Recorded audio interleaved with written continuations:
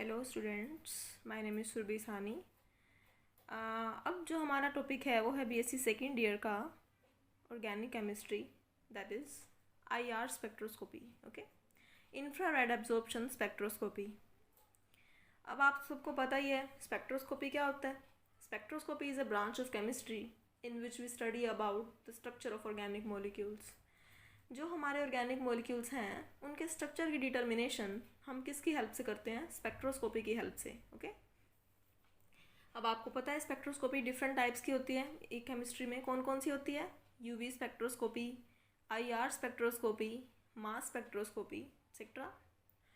तो अब जब हम बात करते हैं आईआर स्पेक्ट्रोस्कोपी के बारे में, जो कि आपके सिलेबस में है, ये सबसे पहले तो है for structure of organic substances की स्पेक्ट्रोस्कोपी है, और ये आईआर स्पेक्ट्रोस्कोपी है तो ये use for determining the structure of organic substances. ठीक है, and second is mainly for functional group determination. This point is very important in IR spectroscopy. Main focus is in on that point. Okay, देखिए mainly for functional group determination की जो हमारी IR spectroscopy है वो mainly functional group determination के लिए ही है। ठीक है, किसी भी ऑर्गेनिक मॉलिक्यूल में कौन कौन से फंक्शनल ग्रुप प्रेजेंट है, जैसे कार्बोक्सिलिक एसिड प्रेजेंट है, कार्बोनिल ग्रुप प्रेजेंट है, एल्डिहाइड है या वो कीटोन के फॉर्म में प्रेजेंट है हमारा कार्बोनिल ग्रुप। ठीक है, नाइट्राइल्स, साइनाइड, जितने भी हमारे फंक्शनल ग्रुप्स हैं उनकी डिटर्मिनेशन हम आईआर स्पेक्ट्रोस्कोपी की हेल्प से करते हैं। ठीक है, concerns the absorption of radiation in the infrared range. तो जो भी हमारा कंपाउंड है हम उसका सैंपल ले लेंगे। ठीक है, और उस सैंपल में हम अपनी लाइट को पास करवाएंगे। तो आपको पता है हर जो हमारी लाइट है उसके डिफरेंट रीजन्स हैं, UV region, infrared region, CGX UV IMR हम स्टडी करते हैं। क्या CGX UV IMR लिख के देखिए इसे, CGX UV IMR। देखिए cosmic rays, gamma rays, x rays, UV, infrared, microwaves and radio waves, ये हमारी डिफरेंट वेव्स हैं लाइट की। इनकी डिफरेंट डिफरेंट रीजन होते हैं कि इस रीजन से इस रीजन तक तो कॉस्मिक हैं, इस रीजन से इस रीजन तक जो है गामा रेज हैं, और इस रीजन से इस रीजन तक एक्स रेज हैं, इस रीजन से इस रीजन तक हम जो रेज हैं उनको यूवी नाम देंगे, then infrared, then microwaves and then radio waves. Okay, तो देखिए, तो अगर मैं बात करूं कि उस कंपाउंड है मेरे पास, कोई भी ऑर्गेनिक कंपाउंड, मैंने उसका सैंपल ले लिया तो मैंने उसके अंदर लाइट वेव्स पास करी, तो अब वो कंपाउंड क्या करेगा? उनको एब्जॉर्ब करेगा। ठीक है, अगर वो इंफ्रारेड रेंज में एब्जॉर्ब करता है, ठीक है ना, concern the absorption of radiation. देखिए यहाँ पर absorption of radiation in the infrared range. अब वो क्या करेगा? वो कंपाउंड लाइट को एब्जॉर्ब करेगा, और वो लाइट को अगर इंफ्रारेड रेंज में एब्जॉर्ब करता है तो हम उसके डिफरेंट डिफरेंट फंक्शनल ग्रुप्स जो उसमें प्रेजेंट हैं उनके बारे में पता लगा सकते हैं। देखिए कैसे, हमारे पास एक इंस्ट्रूमेंट होता है जिसको हम क्या कहते हैं? Infrared spectrophotometer. ठीक है, instrument for recording IR spectra of organic molecules is called infrared spectrophotometer. ये एक ऐसा इंस्ट्रूमेंट है जिससे हम किसी भी ऑर्गेनिक मॉलिक्यूल का आईआर स्पेक्ट्रा निकाल सकते हैं। अगर मैं आईआर रीजन की बात करूं तो वो दो तरह का होता है, near IR region and far IR region. जो रीजन 0.8 से लेकर 2.5 माइक्रोमीटर के बीच में होता है उसे हम क्या कहते हैं? उसे हम कहते हैं नियर आईआर रीजन। और जो रीजन 15 से 200 माइक्रोमीटर के बीच में होता है उसे हम क्या कहते हैं? फार आईआर रीजन। ठीक है, तो जब मैं आईआर स्पेक्ट्रोफोटोमीटर यूज़ करती हूँ तो मेरे पास किसी भी कंपाउंड का जो है आईआर स्पेक्ट्रा आ जाता है। ठीक है, आईआर स्पेक्ट्रोफोटोमीटर यूज़ करने से मैं कोई भी कंपाउंड लूँगी, वो उस कंपाउंड को मैं आईआर स्पेक्ट्रोफोटोमीटर में डालूँगी तो मेरे पास क्या आ जाएगा? आईआर स्पेक्ट्रा आ जाएगा। और आईआर स्पेक्ट्रा एब्जॉर्प्शन बैंड्स की फॉर्म में आता है कि लेट अस सपोज मेरे पास एक ऐसा आईआर स्पेक्ट्रा आ गया जो इस तरह से मुझे देखने को मिलेगा, इस तरह से, तो हम इनको क्या कहेंगे? Absorption bands. इन सब के बारे में हम डिटेल में स्टडी करेंगे कि अलग अलग फंक्शनल ग्रुप्स होते हैं, जैसे कार्बोनिल हो गया, ठीक है, नाइट्राइल, साइनाइड एटसेट्रा, जितने भी हमारे फंक्शनल ग्रुप्स हैं उनका डिफरेंट रीज़न है, ठीक है। तो अलग अलग फंक्शनल ग्रुप का अलग अलग रीज़न है उस लाइट को एब्जॉर्ब करने का। अगर वो एब्जॉर्प्शन बैंड उस रीजन में फॉल करता है, जैसे कार्बोनिल ग्रुप 1700 के आसपास एब्जॉर्प्शन बैंड देता है। ध्यान से सुनना मेरी बात को, जो हमारा कार्बोनिल ग्रुप है वो 1700 सेंटीमीटर इनवर्स के आसपास हमें एब्जॉर्प्शन बैंड देता है, ठीक है। तो कार्बोनिल ग्रुप अगर 1700 के आसपास दे रहा है, तो अगर मेरा कोई भी स्पेक्ट्रा मैंने रिकॉर्ड किया है और 1700 के आसपास मुझे कोई सिग्नल मिल रहा है, कोई एब्जॉर्प्शन बैंड मुझे 1700 के आसपास मिल रहा है, तो वो क्या इंडिकेशन देगा? वो ये इंडिकेशन देगा कि इस सैंपल के अंदर कार्बोनिल ग्रुप प्रेजेंट है। समझ में आया? हम डिटेल में स्टडी करेंगे इसके बारे में, मेरी अगली वीडियोज़ में आप सब देख सकते हैं, ठीक है। सारी वीडियोज़ मैं अपलोड करूँगी। नेक्स्ट है हमारा A is equal to log 1/t where A is the absorbance and T is the transmittance, ठीक है। जो ये रिलेशन है एब्जॉर्बेंस और ट्रांसमिटेंस के बीच में, क्या है हमारा? A is equal to log 1/t is a relation between absorbance and transmittance. Next topic जो है हमारा वो है मोलिकुलर वाइब्रेशंस। देखिए, the atoms constituting a molecules are not held rigid in their position but are continuously rotating and vibrating in number of ways। क्या कह रही है कि जो एटम्स कॉन्स्टिट्यूट करते हैं मोलिक्यूल्स को, अब आपको पता ही है इस बात का तो कि मोलिक्यूल्स किससे मिलकर बनते हैं भाई? एटम से मिलकर बनते हैं ना। तो जो एटम्स मिलकर मोलिक्यूल बना रहे हैं, ध्यान से सुनना, जो एटम्स मिलकर मोलिक्यूल बना रहे हैं वो एटम्स रिजिड नहीं है भाई, वो अपनी पोजीशन पर स्थिर नहीं है। रिजिड मीन्स स्थिर, वो स्थिर नहीं है, वो कॉन्टीन्यूअसली वाइब्रेट कर रहे हैं in a number of ways. Vibrations के अलग अलग साधन हो सकते हैं, अलग अलग मीडियम हो सकते हैं वाइब्रेशंस के, तो वो वाइब्रेट कर रहे हैं, ठीक है। तो the atoms constituting a molecule are not held rigid in their positions, they are continuously rotating and vibrating in number of ways. आप क्या मान सकते हैं? आप एटम को एक बॉल की तरह मान सकते हैं कि एटम जो है वो बॉल्स हैं, ठीक है। और वो दो, लेट अस सपोज मोलिक्यूल है मेरे पास ए बी, देखिए ए बी, ठीक है। ये ए बी मोलिक्यूल किस एटम से मिलकर बना है? एटम ए से और एटम बी से। तो आप ए और बी को बॉल्स के फॉर्म में देख सकते हैं कि ये बॉल्स हैं which are connected by spring, which are connected by spring, कि ये जो इसके बीच का जो बॉन्ड है उसे आप स्प्रिंग की फॉर्म में कंसिडर कर सकते हैं, ठीक है। तो अब ये ए और बी जो एटम्स हैं, ये जो मॉलिक्यूल को कॉन्स्टिट्यूट कर रहे हैं, ये रिजिड नहीं हैं बट आर कॉन्टीन्यूसली रोटेटिंग या वाइब्रेटिंग, या ये अपनी पोजीशन पर वाइब्रेट कर रहे हैं या रोटेट कर रहे हैं बाय द स्प्रिंग, ओके। तो bond is not a rigid, okay ना, you can consider in the form of spring. तो two kinds of molecular vibrations जो हैं हमें देखने को मिली, वो हैं stretching vibration and bending vibration, ठीक है। अगर मैं बात करूं स्ट्रेचिंग वाइब्रेशन की, तो पढ़िए इसे। In a simple diatomic molecule let A B, the only vibration is compression and extension along A B bond. अगर मेरे पास simple diatomic molecule A B है तो किस तरह की वाइब्रेशन देखने को मिलेगी? देखिए, या तो आप इस ए बी मोलिक्यूल को स्ट्रेच कर सकते हैं या इसे कंप्रेस कर सकते हैं ना।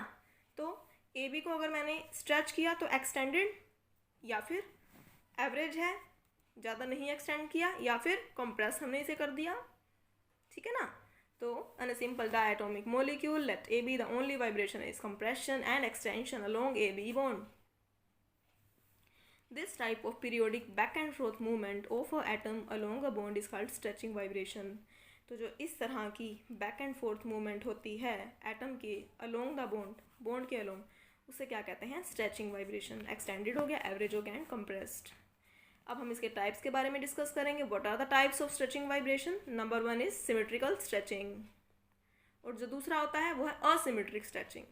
तो first of all symmetric stretching के बारे में पढ़ेंगे। देखिए, here movement of molecule with respect to central atom is in the same direction, or bonds to the central atom are either stretched or compressed। देखिए क्या कहना चाहता है ये।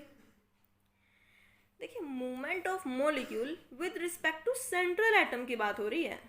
अगर मान लो मेरे पास ये मोलिक्यूल है तो सेंट्रल एटम तो ये है, तो वो क्या कह रहा है? Movement of molecule with respect to the central atom is in the same direction.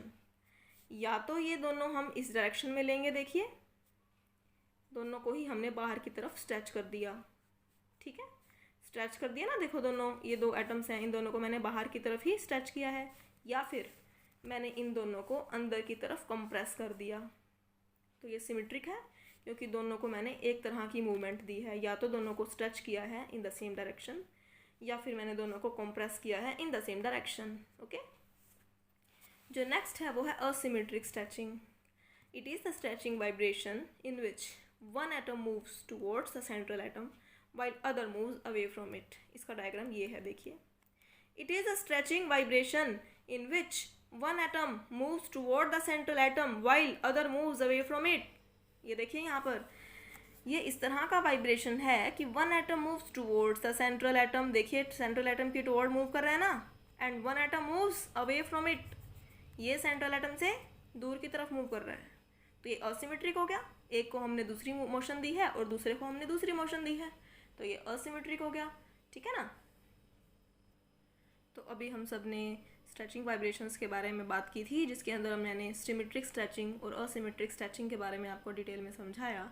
अब मैं बात करूँगी बेंडिंग वाइब्रेशंस के बारे में। किसके बारे में? Bending vibrations. देखिए आप इस डायग्राम को देखिए, ये मेरे पास सेंट्रल एटम है और ये मेरे पास दो एटम्स हैं। मैंने इनको बॉल की फॉर्म में कंसीडर किया है कि हमारे एटम्स एज ए बॉल हैं, और जो बॉन्ड बिटवीन दैम उनको मैंने स्प्रिंग की फॉर्म में कंसीडर किया है। अगर मूवमेंट बॉन्ड एंगल की होगी, क्या बॉन्ड एंगल में चेंज आएगा। देखिए इन दोनों एटम्स को मैं पास पास लेके जा रही हूँ with respect to the central atom, पास पास ले आए इन दोनों एटम्स को, ठीक है ना, तो बॉन्ड एंगल कम हो जाएगा। लेकिन अगर मैं इन दोनों एटम्स को दूर ले गई, देखिए इसको इधर और इसको इधर, एरो देखिए आप, इसको इधर और इसको इधर, तो बॉन्ड एंगल क्या हो जाएगा? बढ़ जाएगा ना भाई।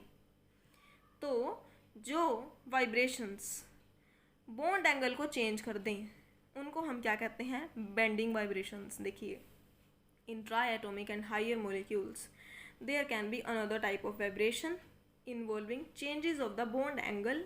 सच vibration are refer to as bending vibrations, और डिफॉर्मेशंस भी हम कहते हैं। अगर पेपर में आज डिटेल में बताइए डिफॉर्मेशन क्या होता है तो आप कंफ्यूज मत होना, वो बेंडिंग वाइब्रेशंस के बारे में ही आपसे पूछ रहा है। Bending vibration may be defined as periodic change in bond angle between bonds formed by two atoms are themselves not interlinked with the central atom। देखिए क्या कह रहा है ये, बेंडिंग वाइब्रेशंस में भी defined as periodic change in bond angle के बीच में चेंज होना between bond form by two atoms with a central atom. मतलब सेंट्रल एटम के रिस्पेक्ट में अगर दो एटम्स जो हैं वो अपने बॉन्ड एंगल को चेंज करते हैं, उन्हें हम क्या कहते हैं? बेंडिंग वाइब्रेशंस, ठीक है। टाइप्स ऑफ बेंडिंग वाइब्रेशन देखिए 4 तरह के होते हैं, scissoring, rocking, wagging and twisting, ठीक है। अगर मैं बात करूं सीजरिंग की, तो this is an in plane bending vibration in which two atoms moves towards each other. अब आप यहाँ पे इस लाइन को देखिए, in plane bending. In plane मतलब लेट अस सपोज मैंने ये प्लेन लिया है, the plane of the paper, जिस प्लेन में मेरा ये पेपर है, ये प्लेन, इस प्लेन के अगर मैं अबव द प्लेन बात करूँगी, कोई बॉन्ड है तो वो इस तरह से होगा, है ना। Let us suppose one bond is above the plane, तो वो इस तरह से होगा। और अगर कोई बॉन्ड बिलो द प्लेन है तो यही पेन आप इसके पीछे, अब मैं दिखा तो नहीं सकती ना वो, तो इसके पीछे हो जाएगा वो। लेट अस सपोज इसके नीचे ऐसे ऊपर, तो वो हो जाएगा below the plane. Let us suppose मेरा ये हाथ है, ये हो जाएगा अबव द प्लेन बॉन्ड, और इसके नीचे अगर कोई है तो वो, अगर ऐसे मैं ले लूँ तो वो हो जाएगा बिलो द प्लेन, ठीक है। तो सीजरिंग जो है वो दिस इज इन प्लेन, मतलब उसी प्लेन में। लेट अस सपोज ये हमारा प्लेन ऑफ पेपर है, in plane bending vibration in which two atoms move towards each other. देखिए यहाँ पर सीजरिंग में कि ये एटम और ये एटम इन द प्लेन ही आपस में एक दूसरे के पास पास आ रहे हैं, ये इसके पास आ रहा है, ये इसके पास आ रहा है, बॉन्ड एंगल कम हो जाएगा, तो ये सीजरिंग हो गया। रोकिंग में देखिए this is in plane bending vibration in which two atom moves in the same direction. यहाँ पर क्या है, सीजरिंग में एक इधर आ रहा है तो एक इधर आ रहा है, डायरेक्शन सेम नहीं है ना दोनों की। लेकिन रोकिंग में है तो इन द प्लेन ही, है तो मॉलिक्यूल का वाइब्रेशन इन द प्लेन ही, लेकिन इन द सेम डायरेक्शन। अगर ये इस डायरेक्शन में मूव हो रहा है तो ये भी इसी डायरेक्शन में मूव हो रहा है, आप एरो को इस तरफ भी बना सकते हैं कि अगर ये इस डायरेक्शन में मूव कर रहा है ना तो ये भी इस डायरेक्शन में मूव कर रहा है, बट डायरेक्शन सेम होनी चाहिए, ठीक है। नेक्स्ट है हमारा वैगिंग। देखिए, this is out of plane bending vibration in which two atom moves simultaneously either above or below the plane with respect to the central atom. देखिए, अगर मैं वैगिंग की बात करूं तो इसमें आउट ऑफ प्लेन के बारे में हम पढ़ेंगे कि ये पॉजिटिव साइन दिखा रहा है कि एटम जो है वो क्या है, सेम डायरेक्शन में या तो ऊपर आ रहा है या नीचे आ रहा है। देखिए कि ये ओ, इस ओ के साथ, देखिए ये है ना हमारा ओ, ये ऊपर आ रहा है ऐसे अबव द प्लेन, ऐसे ही ये वाला ओ जो है ये ऊपर आ रहा है अबव द प्लेन, इस तरह से मूवमेंट हो रही है। तो या फिर ये बिलो द प्लेन जा रहा है और ये भी बिलो द प्लेन जा रहा है, ठीक है। ये ओ या तो अबव द प्लेन और ये भी अबव द प्लेन, सेकंड, या ये बिलो द प्लेन तो ये भी बिलो द प्लेन। तो this is out of plane bending vibrations in which two atoms move simultaneously either above or below the plane. या तो दोनों अबव द प्लेन जाएंगे या बिलो द प्लेन जाएंगे। प्लेन क्या है हमारा, plane of the paper. Second है twisting. This is out of plane bending vibration in which one atom moves above the plane while other moves down the plane with respect to the central atom। यहाँ पर क्या होगा, अगर एक above the plane आ रहा है तो दूसरा below the plane जाएगा, या अगर एक below the plane जा रहा है तो दूसरा above the plane मूव करेगा, ठीक है। तो हमने बात कर ली बेंडिंग वाइब्रेशंस के बारे में। होप सो आपको मेरी वीडियो पसंद आई है, तो प्लीज़ इसे लाइक कीजिए, शेयर, कमेंट। कोई भी डाउट है तो नीचे कमेंट सेक्शन में आप मेरे से पूछ सकते हैं। And please subscribe my channel. Thank you.